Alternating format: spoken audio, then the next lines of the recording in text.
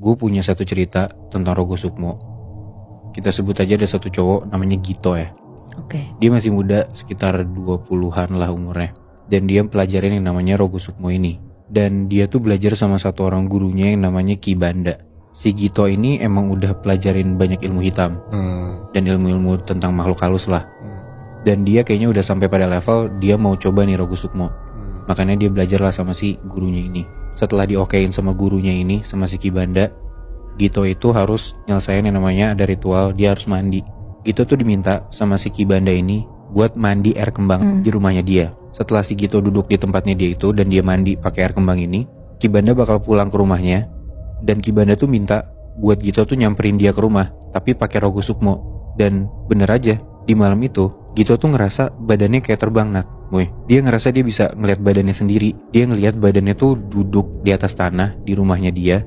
Dan setelah itu langsung lah dia nyamperin Ki Banda ke rumahnya. Kita sampai ke rumahnya dan udah ketemu. Nah tapi intinya si Ki Banda ini bilang, ini kamu saya tes bisa kemana aja. Dan yang penting kamu harus balik ke badan kamu sebelum subuh. Karena kalau udah lewat dari subuh dia gak bisa balik ke badannya dia.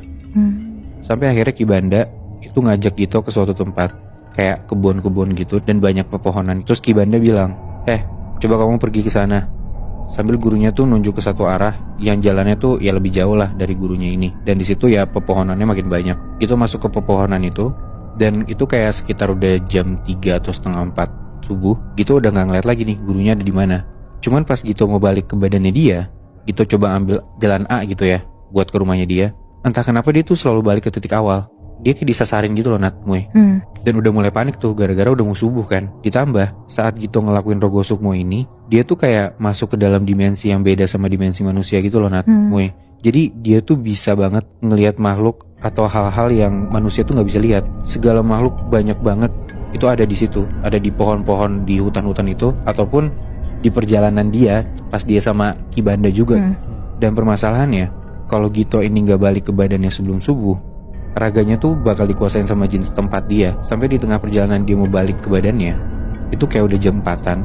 Dan pas Gito udah deket banget nih sama badannya, di belakangnya Gito tuh udah banyak banget jin dan setan yang ngikutin dia. Karena ya jin dan setan ini tahu kalau misalkan mereka tuh mau ngambil badan orang yang rohnya lagi keluar. Dan sampai akhirnya di situ Gito gagal. Nah, terus dia terlambat buat masuk ke badannya, Nat.